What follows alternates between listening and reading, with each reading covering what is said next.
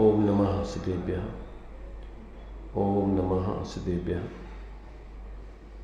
ओम नमः सिद्धेभ्यः। मंगलम भगवान वीरो मंगलम गौतमो मुनि मंगलम कुंद कुंदाख्यो जैन धर्मोस्तु मंगलम सर्वमंगल मांगल्यम सर्वकल्याणकारकम प्रधानम सर्वधर्माणां जैनम जयतु शासनम जैनम जयतु शासनम। मुक्ता मुक्तैकरूपो यः कर्मभिः संविदादिना अक्षयं परमात्मानं ज्ञानमूर्ति नमामि तम्। सर्वकर्म से मुक्त हुए पर जो ज्ञानादि युक्त सदा एक रूप अक्षय परमात्म ज्ञान मूर्ति को नमन सदा।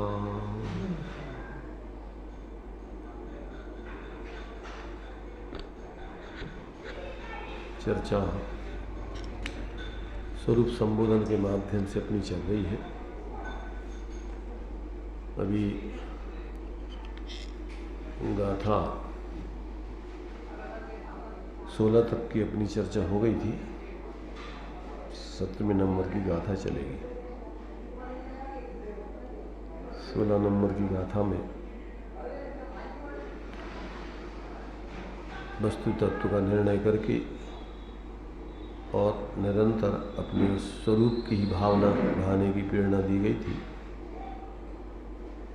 अब इस 17वें नंबर के इस श्लोक में आचार्य कह रहे हैं कि यदि आपका मन विषयों और कसायों से अनुरंजित है तो आत्म साधना नहीं हो सकती है। इसलिए अपने मन को, अपने उपयोग को, अपनी आत्मा को विषय कसायों से अलग करके और फिर स्वरूप की भावना भाने चाहिए। ये बात इस 17वें नंबर के श्लोक में आचार्य देव स्पष्ट कर रहे हैं। ऐसा अपन को अन्य ग्रंथों में भी यही कहा है कि ज्यों मन विषयों में रमे त्यों हो आत्म लीन शीघ्र लहे निर्वाण पद धरे न देह नवीन। तो जैसा अपन को संसार के विषय भोग आदि में संयोगों में रुचि और रस होता है, वैसा यदि स्वरूप का रस बन जाए तो कहते हैं मोक्ष होने में देर नहीं लगेगी। अब उसी बात को देखिए यहाँ इस कलश में आचार्य देव स्पष्ट करते, इस श्लोक में स्पष्ट करते हैं।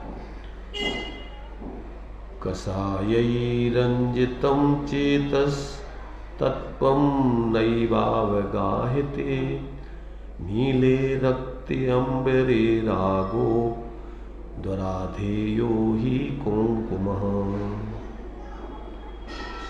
ज्यों दुष्कर है नील वस्त्र पर कुमकुम रंग का चढ़ पाना त्यों कसाय से रंजित मन का आत्म तत्व में रम पाना। जैसे नीले रंग में रंगे हुए वस्त्र पर कुमकुम रंग अर्थात केसरिया रंग चढ़ पाना मुश्किल है, दुष्कर है, कठिन है, उसी प्रकार कसाय से रंजित चित्त तत्व में अर्थात निस्सुद्धात्म तत्व में अवगाहन नहीं कर सकता। ऐसा अपन बोलते हैं बुंदेलखंड में कारी कमरिया पर और कोई रंग नहीं चढ़ता है। तो यहाँ पर लेस्याओं में कृष्ण के बाद नील लेस्या है, तो यहाँ नीले रंग वाले रंगे हुए वस्त्र पर फिर केसरिया रंग, गुलाबी रंग फिर उस पर चढ़ाया नहीं जा सकता है। ऐसे ही विषय कसायों में रंगे हुए उपयोग को, परिणति को स्वरूप में, क्योंकि स्वरूप तो है पूर्ण, विशुद्ध और शुद्ध, और उसके लिए तो आपको पवित्र पढ़ना, माने जैसा कार्य करना है उसका साधन भी वैसे ही होने चाहिए। जब आपके लिए शुद्ध स्वरूप की अनुभूति करना है, प्राप्ति करना है, ध्यान करना है, तो आपका उपयोग भी वैसा ही पवित्र होना चाहिए, तभी जो है उस स्वरूप का ध्यान हो सकता है। ये बात यहाँ पर इस श्लोक में कही गई है। देखिए टीकार्थ, कसायी क्रोधादि अनात्म भावों से रंजित अर्थात कलुषित मलिन चेता अर्थात मन या आत्मा तत्वम शुद्धात्म तत्व की नैव अवगाहते आराधना नहीं कर पाता। जैसे नीले नीले रंग से रंगे हुए अंबरे वस्त्र पर कुमकुम अर्थात केसरिया या गुलाबी रंग दुराधेयो, उसको ग्रहण कर पाना, उस पर चढ़ पाना अशक्य है। अर्थात संक्षेप में क्या कहना चाहते हैं, सारांश में यह कहना चाहते हैं, राग द्वेषादि परित्यागी ने बिना सहज परमात्म भावना न स्यात् इति तात्पर्यम। अर्थात राग द्वेष आदि के परित्याग बिना सहज ऐसे अपने परमात्म स्वरूप की भावना नहीं होती है, ऐसा जानना चाहिए। यदि ऐसा अपने शुद्धात्म तत्व की भावना अर्थात उसकी अनुभूति करना है, उसको अपनी परिणति में साधना है, तो परिणति भी आपकी वैसी ही पवित्र हो, तभी वो उसको साध पाएगी, अन्यथा नहीं। लोक में भी अपन देखते हैं कि संगति एक जैसे जीवन वाले विचार वालों की होती है, एक दूसरे के विचार मेल नहीं खाते हैं तो संगति नहीं हो सकती। ऐसा ही नीतिकारों ने भी यही दिया है। जैसे कबीरदास जी ने दिया है, क्या दिया है कि जो चित्त मिले तो चेला कीजिए। क्या कहा? चित्त मिले तो चेला कीजिए और साधु मिले तो संगत, चित्त मिले तो चेला कीजिए, मित्र मिले तो मेला और साधु मिले तो संगत कीजिए, नहीं तो सबसे भलो अकेला। तो अब तुम्हारे जब यहाँ साधक व्यक्ति के शिष्य से विचारों का मेल नहीं खाए तो वो कहाँ कैसे टिक पाएगा। तो ऐसे ही जब अपनी स्वरूप की सिद्धि परिणति में करना है तो अब वो स्वरूप है पवित्र पूर्ण शांत और परिणति अपनी मलिन और चंचल, तो चंचल चित्त ही सर्व दुखों की खान है, श्रीमद जी का वचन है। और चंचल चित्त होता है कसायों से, विषयों की आसक्ति से। तो जब तक जीव को इस प्रकार से पर पदार्थों में आसक्ति रहेगी तब तक उसका चित्त अपने स्वरूप में शांत होकर के उसका आश्रय नहीं कर सकता है, अनुभव नहीं कर सकता है। इसलिए यहाँ पर कहते हैं आचार्य देव कि भैया अगर तुम्हारे लिए अपने स्वरूप की भावना करना है, स्वरूप की सिद्धि करना है, मोक्ष मार्ग की सिद्धि करना है, तो आपका मन क्या होना चाहिए? पवित्र होना चाहिए, तत्व ज्ञान से समन्वित होना चाहिए। तभी जाकर के पर पदार्थों की आपको एकत्र ममत्व बुद्धि की ऐसी जो उत्कटता है, तीव्रपना है, वो नहीं होना चाहिए। तभी जाकर के आपके जीवन में ऐसे अपने निःशुद्धात्म तत्व की आराधना हो सकती है। सम्यक की 5 लब्धियों में भी विशुद्धि लब्धि है। बिना विशुद्धि के तत्व समझे में नहीं आएगा तो उसकी सिद्धि कहाँ से करोगे। इसलिए ये सारी बातें अपने लिए कोई भी कार्य करना है तो उसके लिए जिस प्रकार की पात्रता होने चाहिए, उस प्रकार की यदि पात्रता नहीं है तो वो कार्य सिद्ध नहीं हो सकता है। अब ये दूसरी टीका में उसी का विशेष खुलासा है। यह भावना कैसे करना चाहिए स्वरूप की, इसका दृष्टांत पूर्वक खुलासा करते हैं, उपदेश देते हैं। नैव अवगाहते, धारण नहीं करता, कर्ता रूप कौन धारण नहीं करता है, तो कहते चेता।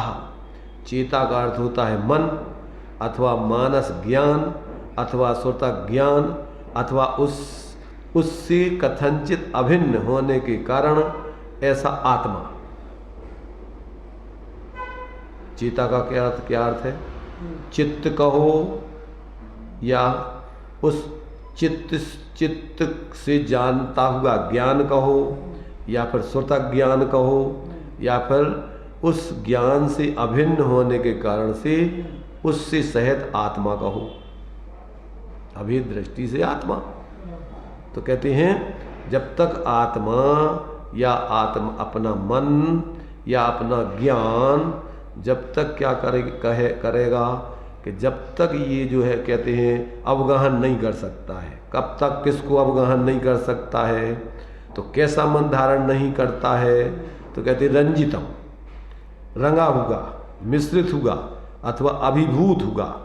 अभिभूत माने प्रभावित हुआ, पर से प्रभावित हुआ मन धारण नहीं करता। किन से अभिभूत हुआ? ऐसा नहीं कर पाता है तो कहते कसाई, मोह क्षोभ रूप राग द्वेष से, क्रोध आदि से अभिभूत हुआ, प्रभावित हुआ, रंगा हुआ मन धारण नहीं कर पाता। इसका ही दृष्टांत से समर्थन करते हैं। क्यों नहीं कर पाता? क्योंकि दुराधेया, दुख से धारण करने योग्य है, सहसा धारण करने के लिए शक्य नहीं होता है, ऐसा अर्थ है। कौन शक्य नहीं होता है? तो कहते रागा, रंग यानी शक्य नहीं होता है। कैसा रंग शक्य नहीं होता है? कुमकुमा, कुमकुम संबंधी रंग शक्य नहीं होता है। कहाँ नहीं शक्य नहीं होता है? अंबरे अर्थात वस्त्र पर नहीं होता है। कैसे वस्त्र पर नहीं होता है? नीली रक्ति, नीले रंग से रंगे हुए वस्त्र पर धारण करने के लिए कुमकुम रंग समर्थ नहीं होता है।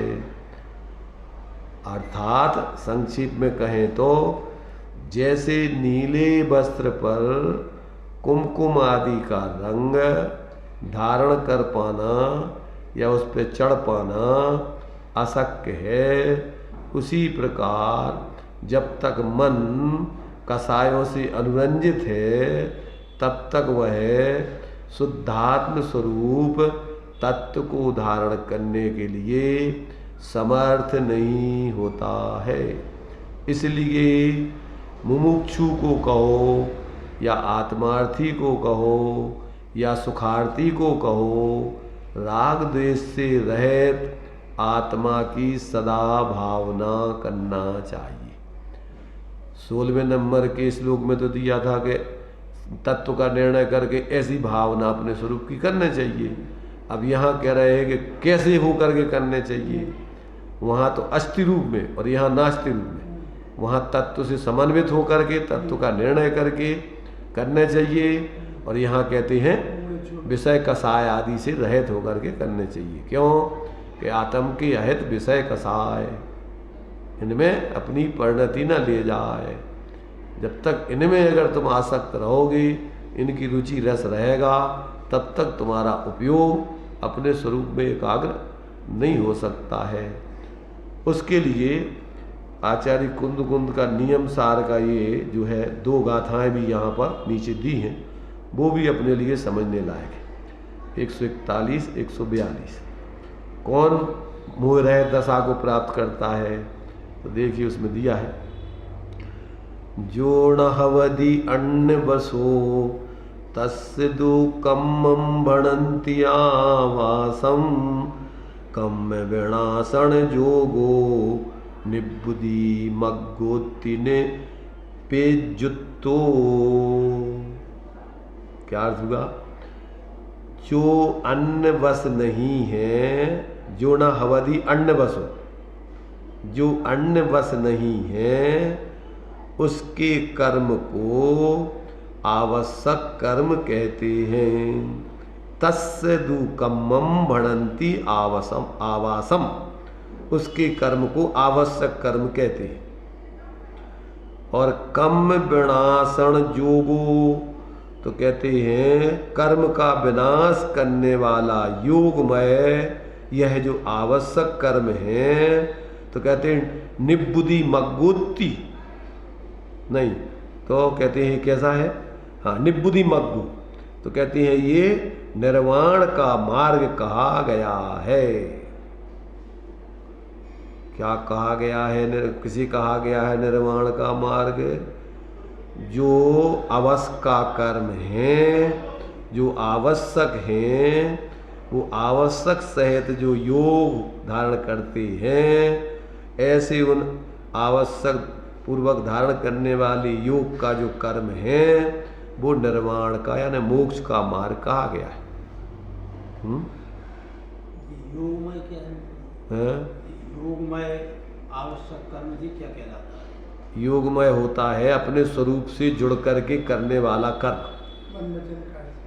मन वचन काय नहीं, अपने स्वरूप से जुड़ करके। योगी बोलते अपन योगी, तो योगी माने होता है अपने स्वरूप से जुड़ के साधना करने वाला, जो बाहर के बस में नहीं है, कर्मों के बस में नहीं है, कसायों के बस में नहीं है, जो किसी प्रकार विषयों के बस में नहीं है, अन्य किसी लोगों के बस में नहीं है, मन वचन काय के बस में नहीं है, जो अपने स्वरूप के आश्रित जीवन जीता है, जिसका अपना उपयोग अपने स्वरूप से जुड़ा होकर के प्रवृत्ति करते हैं, ऐसे साधक लोगों को मोक्ष की प्राप्ति होती है।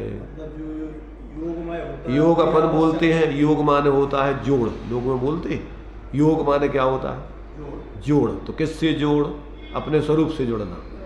अनादिकाल से जीव अपने स्वरूप से न जुड़ के पर में जुड़ा हुआ है, तो जो पर के बस नहीं होता है वो स्वबस कहलाता है। उसी को स्वबस कहो या अवस कहो।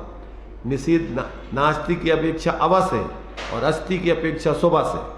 अपने स्वरूप के बस रहता है, किसी पर के बस में नहीं रहता है। इसी को आवश्यक कर्म कहते हैं। इसी उसी के जीवन, उसी की क्रिया को या जीवन को या प्रवृत्ति को आवश्यक कर्म कहलाता है उसका। दूसरी गाथा में देखिए और खुलासा, णवसो अवसो अवसस्य कम वस्यन्ति कम वस्यन्ति बोधवा जुत्ति उवायन्ति या नरवयवो होदी निज्यति। अर्थात जो अन्य के बस नहीं है, न वसो अवसो, जो अन्य के बस में नहीं है वह अवस कहलाता है।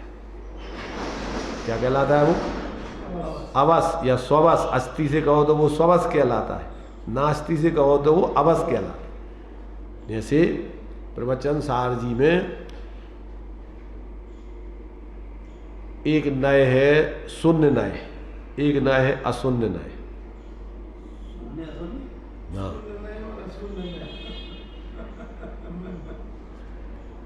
क्या अर्थ होता है शून्य नय का, कि आत्मा पर द्रव्य भावों से शून्य है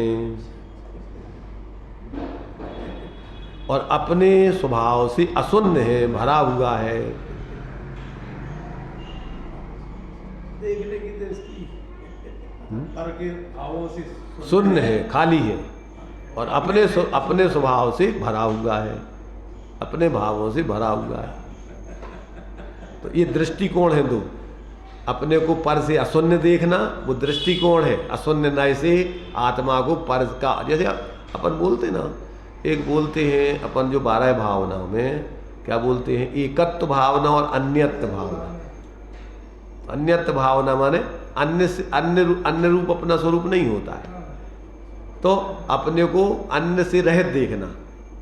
जो अपन पढ़ते हैं, जहाँ देह अपनी नहीं तहाँ न अपना कोई, घर संपत्ति पर प्रगट हैं परिजन लोग। तो ये अन्यत्व भावना है। आप अकेला अब तरे मरे अकेला होय, यों कबहु इस जीव को साथी सगा न कोई। एकत्र अपना, बस अपना जो कुछ भी है सब अकेले अपन को ही करना भोगना है। आप अकेला उतरे मरे अकेला हो, जो कुछ हुए तुम अकेले अकेले, कोई दूसरा तुम्हारा साथी संगाती नहीं। ऐसे ही यहाँ पर ये कह रहे, ये एक है अवश और स्ववश। जो किसी के बस नहीं है वे अपने स्व के अधीन जीवन जीते हैं। अवश होते हैं, स्ववश होते हैं। अरे जैसे अपन देखो सब जगह ये सब कथन लागू होते हैं। अस्थि नास्ति सब कथन होते हैं। अपन बोलते आत्मा को बिन मूरत चिन मूरत, कहते मूरत नहीं है, फिर कहते मूरत है, कहते दो मूरत। तो काय की मूर्ति है कि अपने चैतन्य की मूर्ति है, शून्य नहीं है, तो कछु है ही नहीं है। तो पर की मूर्ति तो नहीं है, पर अपना स्वरूप, अपने स्वरूप के आकार रूप है, पर के आकार रूप नहीं है। तो यहाँ कहते हैं नावसु अवसु अवसस्य कम वावस्यंति बोधव्वा जुत्तित्ति वायंति या नरवयवो होदी निज्जिति।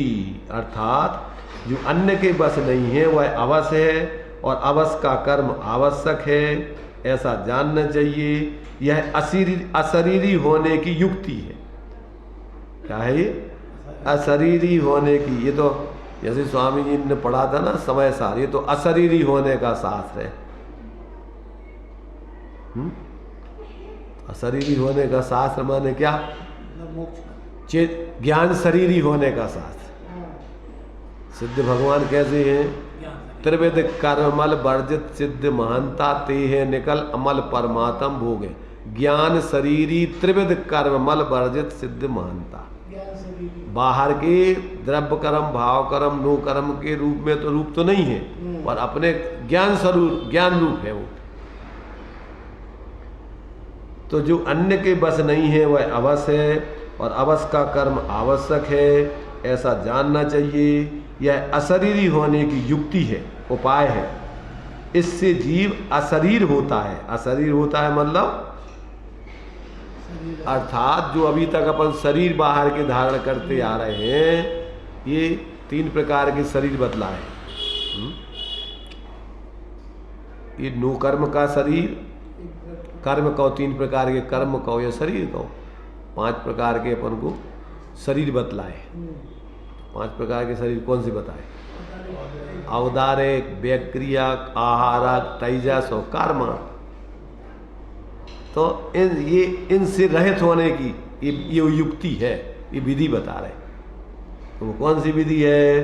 कि अपन अन्य के बस नहीं होवे, अपने स्ववशी जीवन जिए, पूरा स्वाश्रित ही जीवन जिए, पराश्रित जीवन नहीं जिए। इसी से व्यक्ति क्या होगा? अशरीरी हो जाएगा। अच्छा, अपन जब विक्रय गति में जीव होता है उस समय उसका कौन सा शरीर रहता है? 2 शरीर तो साथ में संसार दशा में रहते ही है। तेजस और शरीर और कारमाण शरीर के बिना संसार में कोई जीव नहीं रहता कभी भी। विक्रय गति में ये दोनों रहती हैं। हाँ, ये 3 शरीर बाहर के आहार वर्गणाओं के हैं, वो कारमाण वर्गणा है, वो तेजस वर्गणा है। तो इस प्रकार से यहाँ अपन को इस 17वीं गाथा में अपन को बताया गया है कि जब तक अपना मन विषयों में, कसायों में रमता रहेगा, जब तक अपना मन मलिन रहेगा, तब तक स्वरूप का ध्यान होना अशक्य है, असंभव है। इसलिए विषय कसायों से रहित होकर अपने उपयोग को पवित्र बना करके और फिर अपने स्वरूप का ध्यान करना चाहिए। ये भाव, ये यहाँ पर आचार्य देव का यहाँ इस सत्र में, इस श्लोक में कहना है, ऐसा समझना चाहिए। अब उसी को आध्यात्मिक दृष्टि से जो खुलासा किया है उसके बारे में अपन थोड़ा यहाँ देख लेते हैं। देखिए, मिल गया 17वें श्लोक का, या कल तुम्हारे से छंद का यहाँ पर अपन आगे पढ़ रहे हैं। कसाय रंजित चित्त में तत्व अवगाहन की असंभावता, असंभावना। क्या कह रहे? कसाय से रंजित चित्त तत्व का अवगाहन करने में असमर्थ होता है। तो यहाँ देखिए, पढ़िए। अपनी सद्भावना के लिए पहली बात क्या कही गई थी कि कसायों को दूर करें, विरोध भावना दूर करें और एक विरोध भाव को ही बात नहीं, एक विरोध भाव की बात नहीं, राग और विरोध दोनों को दूर करें। राग और विरोध दोनों दूर करें। राग विरोध माने राग द्वेष। क्रोध मान माया लोभ, ये 4 कसाएं हैं, ये हमको परेशान कर रही हैं। और इन चारों कसायों को बढ़ने की जड़ क्या है? मैंने पर्याय बुद्धि कर रखी है। मैं मनुष्य हूँ, मैं अमुक नाम का हूँ, त्यागी हूँ, गृहस्थ हूँ, इस प्रकार की जो अपनी श्रद्धा बना रखी है, यह खोटी प्रतीति, मुग्ध प्रतीति है। मैं चित्त स्वभाव हूँ, ऐसा इसने समझा नहीं, इसलिए कसाएं बढ़ेंगी ही। ये तो सही बातें हैं। तो कसाय से जिसका हृदय भरा हुआ है वह तत्व का अवगाहन नहीं कर सकता। तत्व का अवगाहन मायने सहज ज्ञान स्वभाव, जो आत्म तत्व है उसमें ज्ञान का प्रवेश होना, ज्ञान में वह सहज स्वभाव, ज्ञान स्वभाव की झलक होना, परिचय होना, यह कहलाता है तत्व का अवगाहन।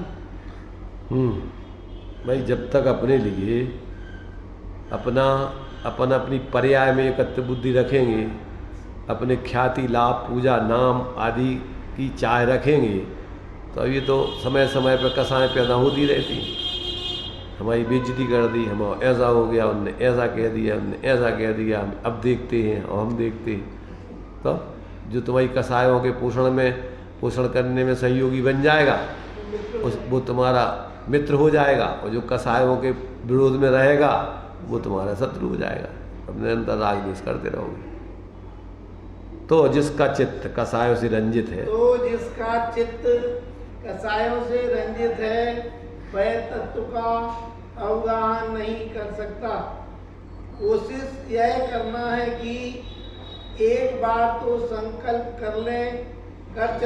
करके चले कि मैं मनुष्य हूँ, तो ऐसा होते हुए कि मैं मोक्ष का मार्ग बना लूं और कभी मुक्ति पालूं, और बात के लिए नहीं हुआ हूँ, और जो कुछ हुआ कुछ मिला है, और बातों के लिए मैंने मनुष्य नहीं हुआ हूँ, और जो कुछ मिला है,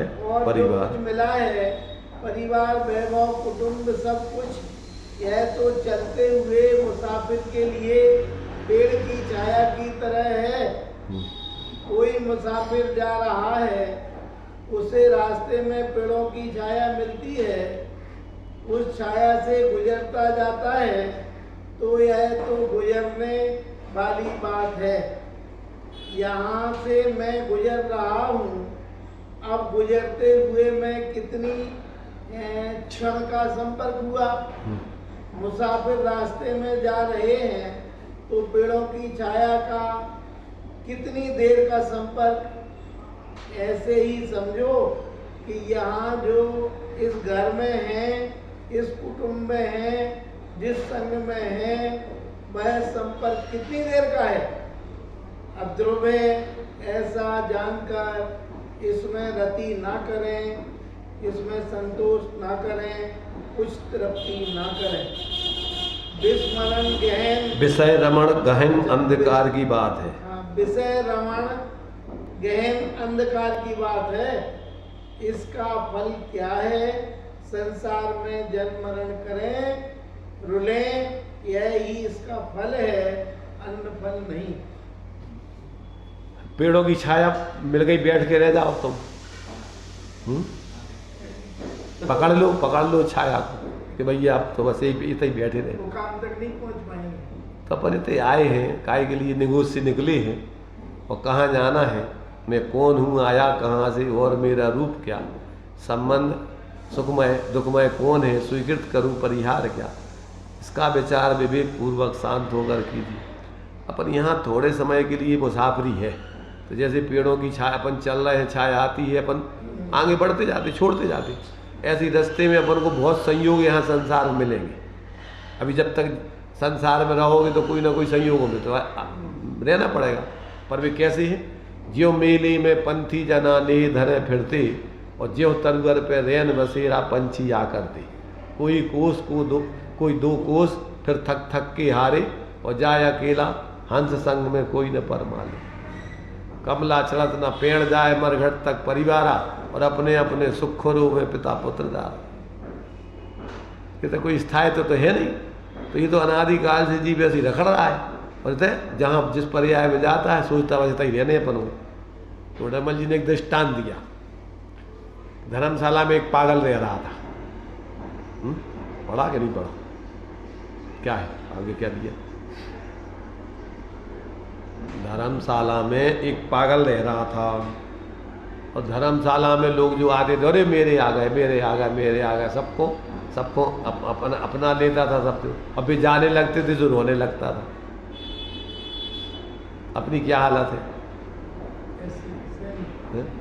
या तो अपन चले जाएंगे, ये बात छोड़ मुझे चल देता है, मैं आकुल व्याकुल हो लेता, व्याकुल का फल व्याकुलता है। तो या तो अपन चले जाएंगे या वे चले जाएंगे, तो स्थायी तो कोई रहना नहीं है। तो जब तक जीव को ऐसा विवेक जागृत नहीं हो, अपनी स्वतंत्रता का भान नहीं हो, तब तक पागलपन में 24 घंटे ऐसा है जैसे बिल्कुल सही रह रहा हो। अरे थोड़े समय की मुसाफरी खाली करा के भगा। अगर तुम धर्मशाला में, अरे भाई तुम्हें थोड़े समय के लिए रुकने के लिए कमरा है, आने जाने वाले लोगों को है, तो धर्मशाला है, तो अब तो स्थायित्व तो है नहीं। अब तुम जबरदस्ती कब्जा करोगे तो मार के भगाया जाएगा, जबरदस्ती। इसलिए भाई समझदारी इसी में है कि जल्दी से अपना यात्रा का काम करो, स्वरूप यात्रा अपने करो, और अपने इस झंझट को यहाँ से, इस पर्याय से समाधि पूर्वक यहाँ से आगे बढ़ो। आता समझ में क्या? अब भैया हम क्या करें? अब जी लोग तो इनको हमें सब व्यवस्था हम ही को बनाओगे, हमारे बिना काम नहीं चलेगा। अरे तुम्हारे बिना ही सबको काम चल रहा, तुम्हें भ्रम है कि तुम काम बना रहे। प्रत्येक जीव अपने अपने उदय अनुसार व्यवस्थाएं पाता है। तुम चले जाओ तो, बने रहो तो, उससे कोई अंतर नहीं पड़ता है। अपन देखते हैं 1 2 3 दिना की ज़्यादा है ज़्यादा 30 भाव दुकानें खुल गई। समाज के लोग दुकान खुलवा जाते कि नहीं खुलवाते कि भैया होगा, चलो 3 दिन हो गए। 3 दिन माने 3 दिन और 13 दिन, ये बहुत ही वैज्ञानिक बनाए हुए हैं। 3 दिन माने रत्नत्रय, मोक्ष का मार्ग चालू। तीसरे दिन मोक्ष का मोह रहित होने का मार्ग चालू, और 12वें दिन क्षीण मोह, 12वां गुणस्थान है क्षीण मोह गुणस्थान। उस व्यक्ति से पूरा मोह खत्म, बढ़िया मिठाई मिठाई खाया, 13वें दिन केवल ज्ञान हो गया पूरा।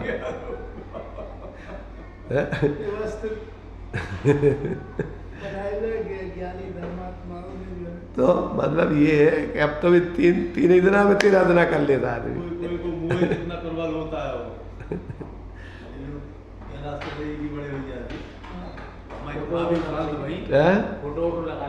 हाँ, तो ये अपन को यहाँ अपन को ये बता रहे कि भैया अपन जागृत हो के जियो, मूर्छित मत हो कहीं पर, तभी जाकर के तुम अपना मनुष्य पर्याय को सार्थक कर पाओगे। को थोड़ा सा बता दो आप। सबसे ऊपर है जो तत्व का अवगाहन, मतलब सहज ज्ञान स्वभाव, जो आत्म तत्व है उसमें ज्ञान का प्रवेश होना, ज्ञान में वह सहज ज्ञान स्वभाव की झलक होना, परिचय होना, यह कहलाता है तत्व का अवगाहन।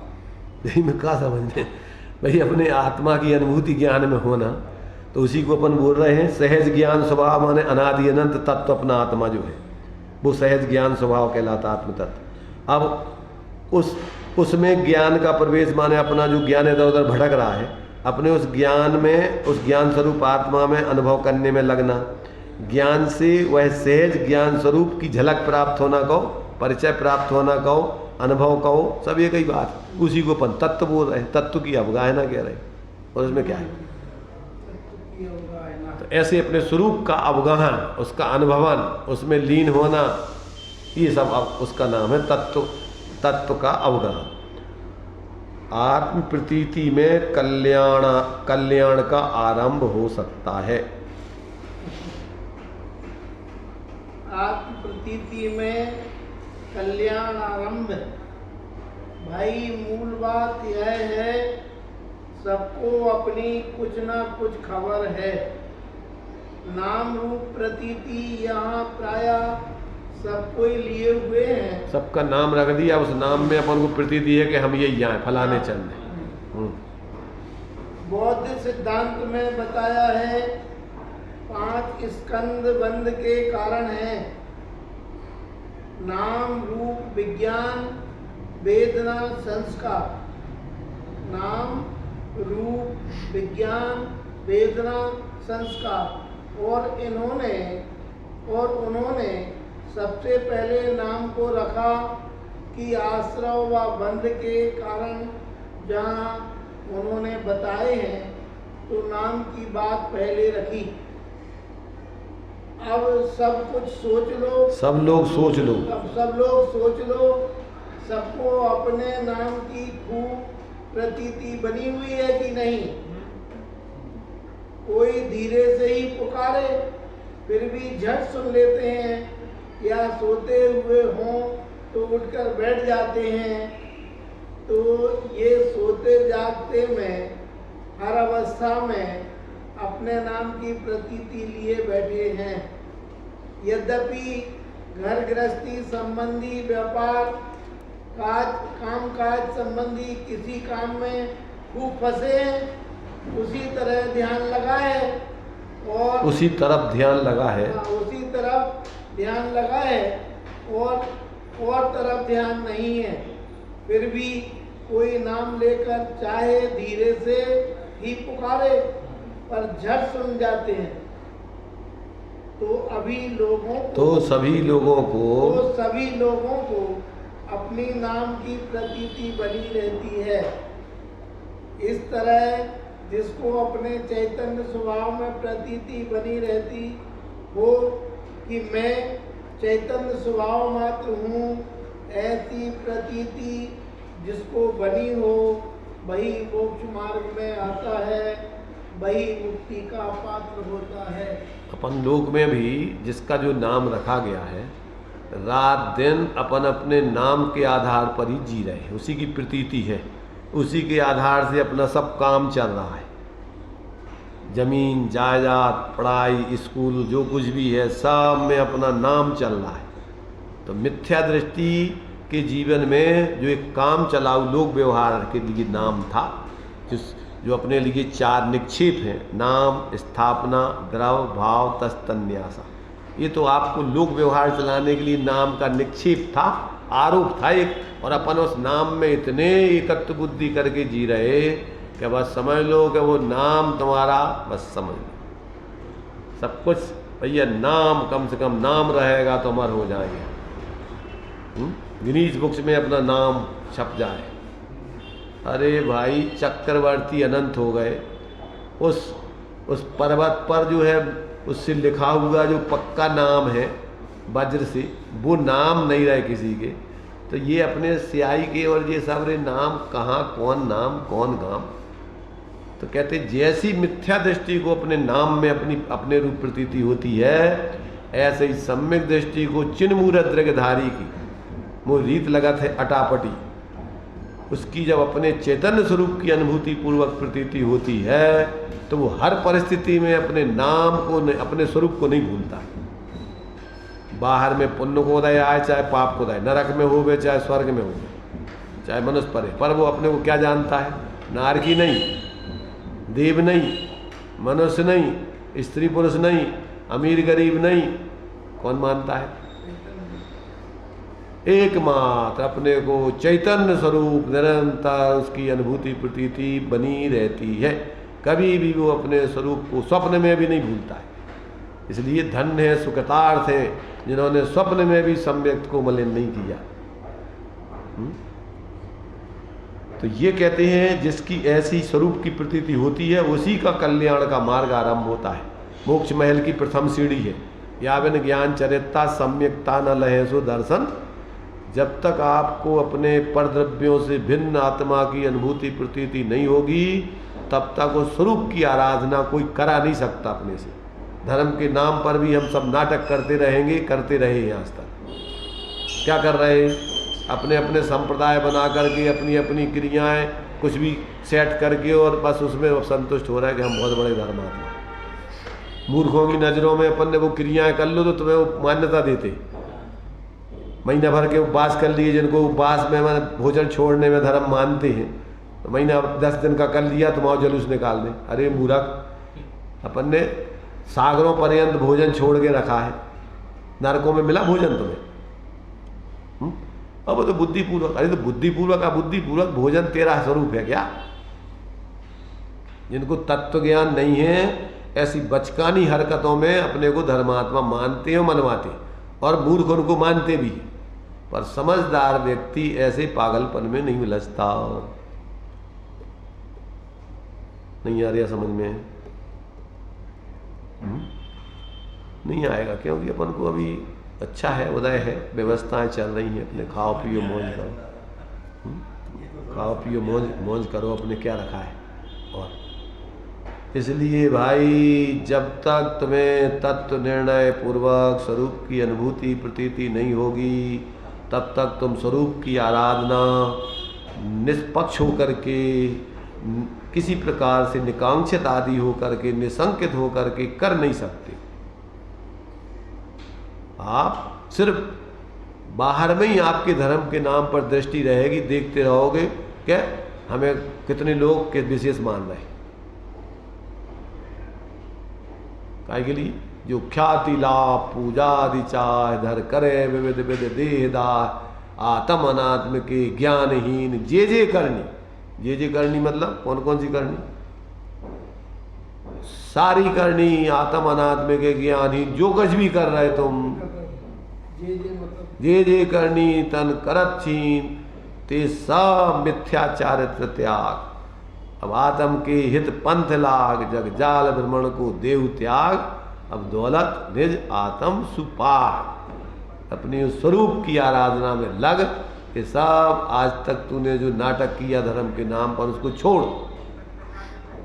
किससे कह रहे? दौलत राम अपने से कह रहे, हे दौलत। किससे कह रहे? तो अपन किससे कह रहे? दौलत राम से।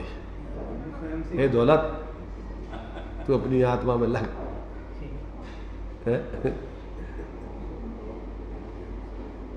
इसलिए कुंद आचार्य देव ने गाथाएं ऐसे नहीं बनाई।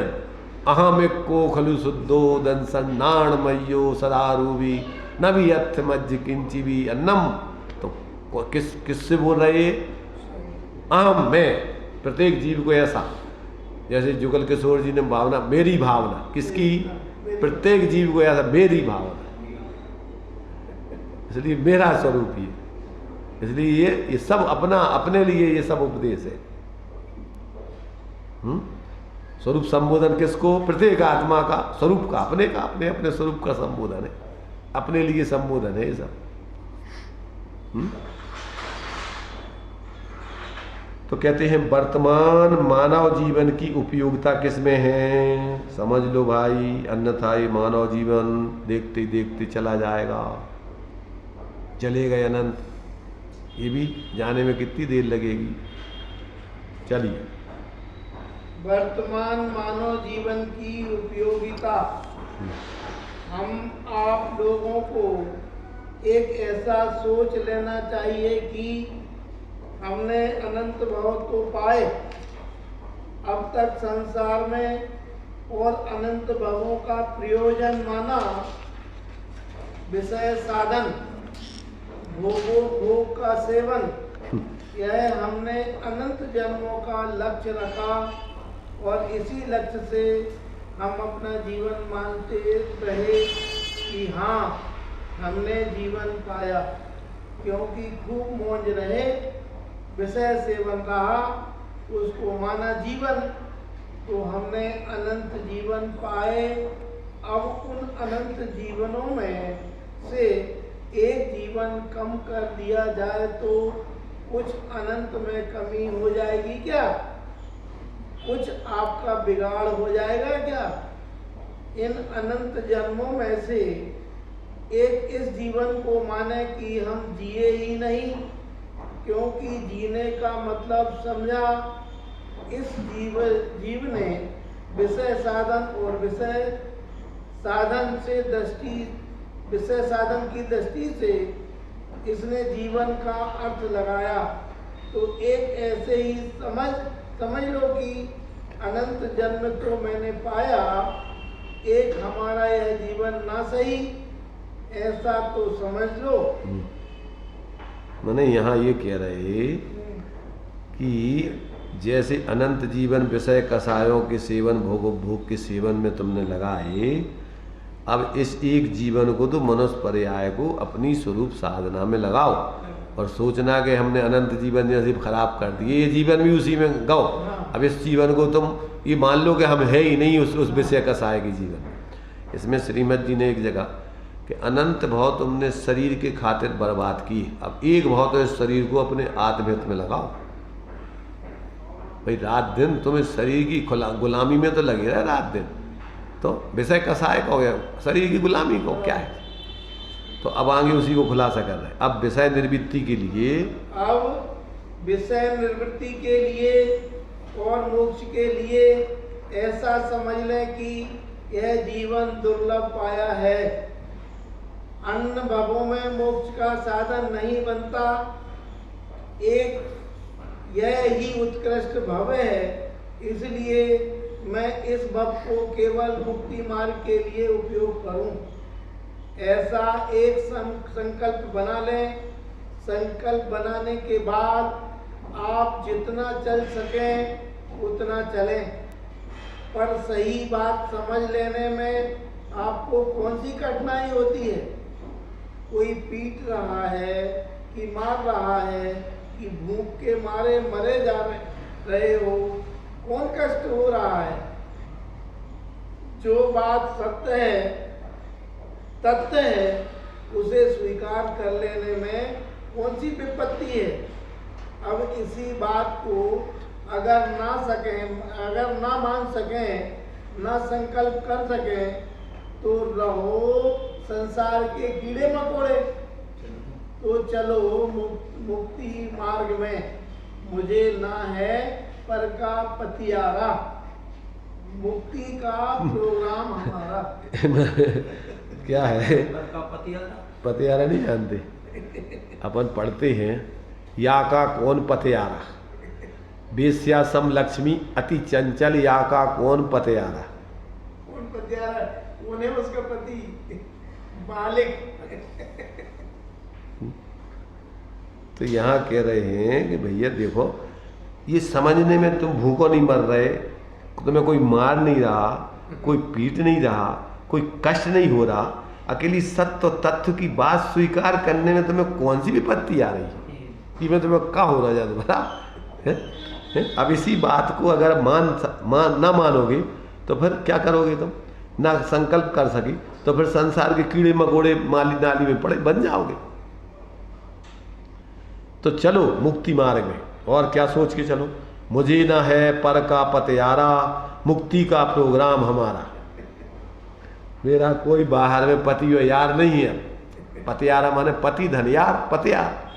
भाई जैसे लक्ष्मी है तो लक्ष्मी का कौन मालिक है और कौन उसका यार है? वो किसकी है? किसी की नहीं। वो तो इसीलिए बेश्या का जो है भाई, जैसे बेश्या का और तुम्हारे से नहीं, पति माने बेश्या का कोई पति नहीं होता। बेश्या सम लक्ष्मी अति चंचल। तो जैसे बेश्या का कोई पति और यार नहीं होता, उसको तो पैसे से मतलब है, ऐसे ही लक्ष्मी का कोई पति और यार नहीं होता, मालिक नहीं होता। वो तो उदय प्रमाण जिसका उदय होता वहाँ चली जाती, अपनी योग्यता प्रमाण जहाँ उसको जाना वहाँ चली जाती। तो यहाँ कहते भैया अब मुझे ना है पर का पतियारा, अब ना तो कोई स्वामी है और ना कोई मेरा यार है। अब तो मेरा मुक्ति का प्रोग्राम है हमारा, बस और कुछ नहीं है। चलिए, जैसे कोई सत्याग्रही लोग किसी बात पर सत्याग्रह के लिए चलते हैं तो अपना एक नारा लगाते हुए बढ़ते जाते हैं और उसके विरुद्ध कोई बात रखे, संपत्ति रखे तो उससे मुख मोड़ कर चलते हैं। इसी तरह इस सत्याग्रह में बढ़िएगा। मुझे किसी भी पर वस्तु का विश्वास नहीं मेरे हित के लिए। मेरा हित किसी भी पर वस्तु से नहीं हो सकता, इसलिए किसी भी पर का मुझे पतियारा नहीं। हाँ, ना मेरा उससे कोई यारी है, दोस्ती है, ना मेरा कोई परस्वामी है। मेरा तो मुक्ति का प्रोग्राम है, बड़े चलो। और जो मुक्ति के प्रोग्राम का भाव रखते हो उनसे वात्सल्य करें। साधारण वात्सल्य। उनकी गोष्ठी में संग में रहें और निष्कपट होकर हृदय से उनका मेल मिलाप, उनकी विनय, परस्पर की प्रीति वहाँ बसो। अपना एक मुक्ति का ही प्रोग्राम बनाएं। इस जीवन का उद्देश्य संसार के सर्व संकटों से छूटने का जिसने बनाया हो उसका जीवन सफल है। ये जीवन की सफलता की बात बताई, किसका जीवन सफल है और किसका जीवन बेकार है? तो कहते जिसने एक अपने आत्मा को मुक्त होने का प्रोग्राम बना लिया कि अब हमारे लिए बहुत हम भटक चुके, सब विध संसार असार है, अब इसमें कहीं कोई सार नहीं है, अब हमारे लिए संसार से कोई मतलब नहीं, एकमात्र हम अपना आत्महित के लिए जिएंगे, जो कुछ करेंगे बस उसी के लिए करेंगे और मेरा कोई लक्ष्य नहीं। जैसे सत्याग्रही लोग अपने सत्य स्वतंत्रता को पाने के लिए मर गए, मिट गए, सब कुछ छोड़ दिया, ऐसे ही अपन अपनी स्वतंत्रता को पाने के लिए क्या करें, सब कुछ छोड़ने के लिए तैयार रहें, तब जा कर के अपन को ये स्वाधीनता का राज मिलता है। गांधी जी ने कितने कितने कष्ट सहन करके स्वाधीनता का राज पाया।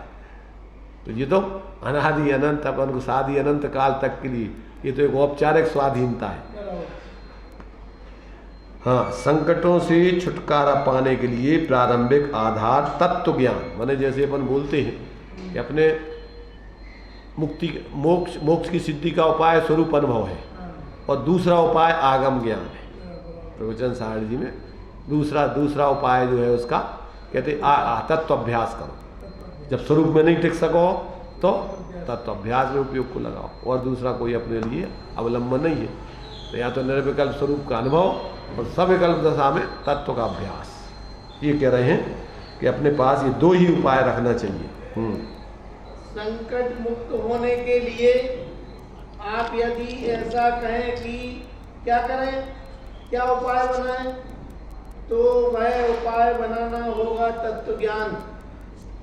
और उस तत्व ज्ञान के लाभ के लिए पहले कुछ हृदय को शुद्ध बनाना होगा, कसाएं कम करनी होंगी।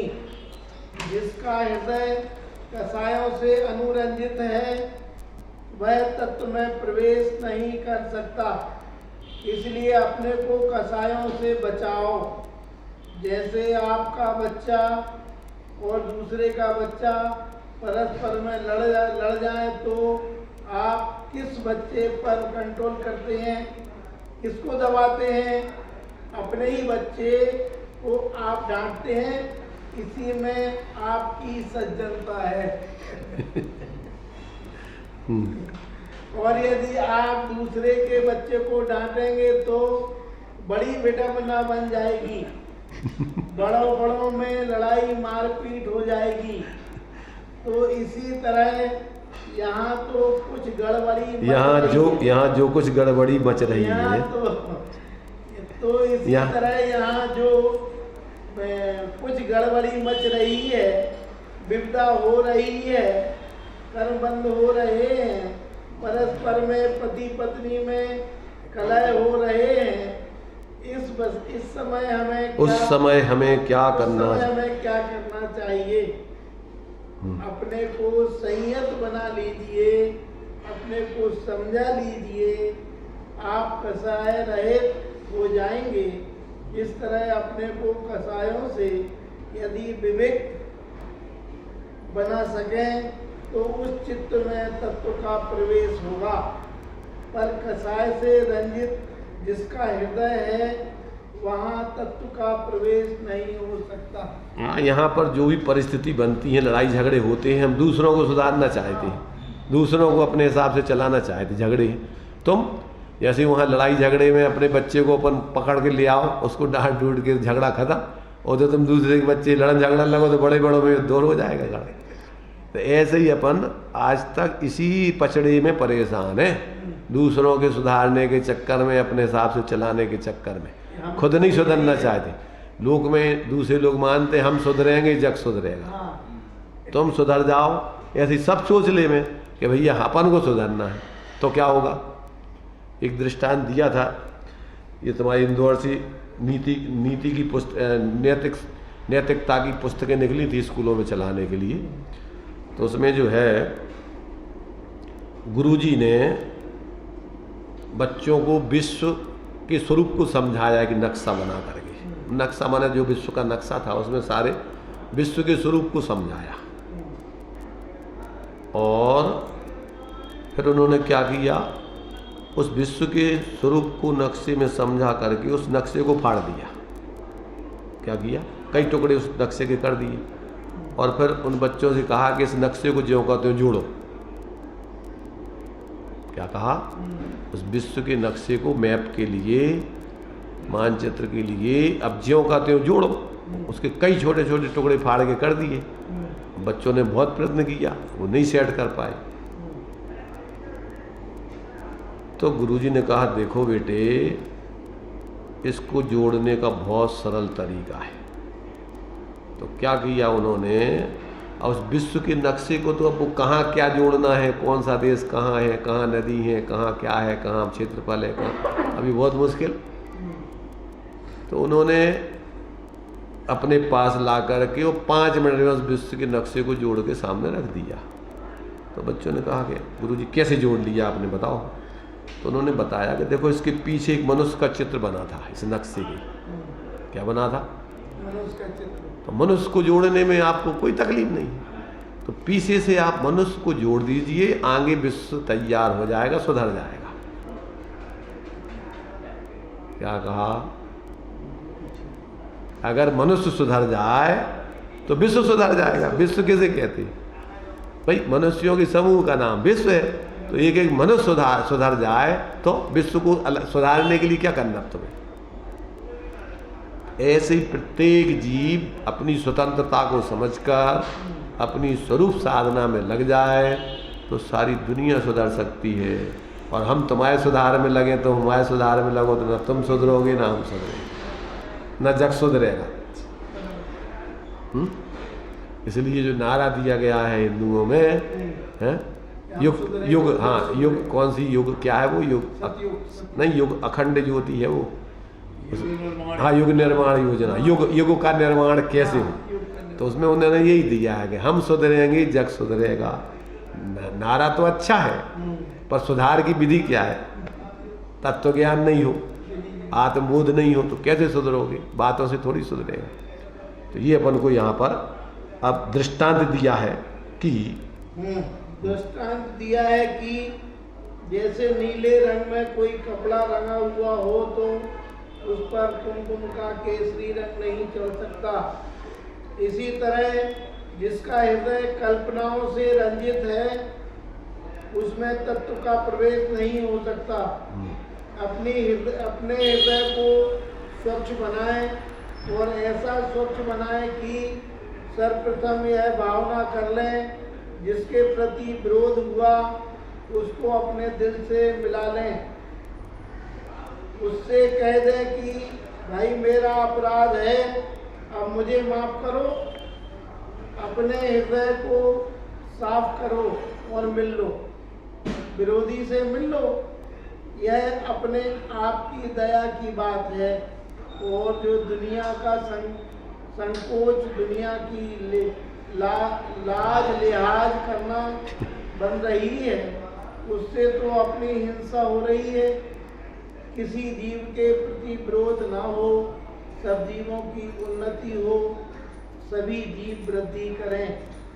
मानो आपके पड़ोस में कोई है, उसके प्रति जिसके प्रति आपको ईर्ष्या हो जाए, यह क्यों बढ़ रहा है धर्म में प्रतिष्ठा में, तो सुनो, वह पड़ोसी अगर यहाँ पड़ोस में पैदा ना होता, किसी दूसरे गांव देश में पैदा होता, तो बताओ उससे आपका क्या कुछ बिगाड़ था है क्या? तो ऐसे ही यह समझो कि यह भी अगर बढ़ रहा है, उन्नतिशील हो रहा है, तो उससे आपका कुछ बिगाड़ हो रहा है क्या? हर प्रकार से अपने आप को समझा लो और किसी भी जीव के प्रति विरोध की भावना न रहे। चित्त में इस प्रकार का पवित्र हृदय बना लें तो हम आगे बढ़ सकेंगे। मुक्ति के मार्ग में, कल्याण के मार्ग में बढ़ सकेंगे और सर्व संकटों से छूट जाएंगे। मतलब क्या है, जब तत्व ज्ञान हो जाए तो भैया बाहर के बढ़ने से क्या बढ़ गया, लक्ष्मी बढ़ी, अधिकार भी पर बढ़ गया, क्या बोलिए है, परिवार और कुटुंब क्या है वृद्धि। तो अज्ञानी व्यक्तियों को बाहर में इस प्रकार के बढ़ना दिखता है, उसको ये नहीं दिखता कि बेचारा संकट में फंस रहा है। वो जितना परिग्रह, परिवार, कुटुंब, इज्जत, आबरू बढ़ा लेगा, उतनी ज़्यादा उसकी सुरक्षा करने में परेशानी होगी। इसलिए समझदार व्यक्तियों को ऐसे भाव नहीं आते, और कदाचित कोई अगर इस प्रकार की प्रवृत्ति कर रहा है तो उसके प्रति भी आत्मीयता, उससे किसी प्रकार न तो बैर विरोध या द्वेष का भाव आता है, न प्रतिस्पर्धा का भाव आता है, न उसमें अपनी दीनता आती है, न किसी प्रकार दम्भ आता है।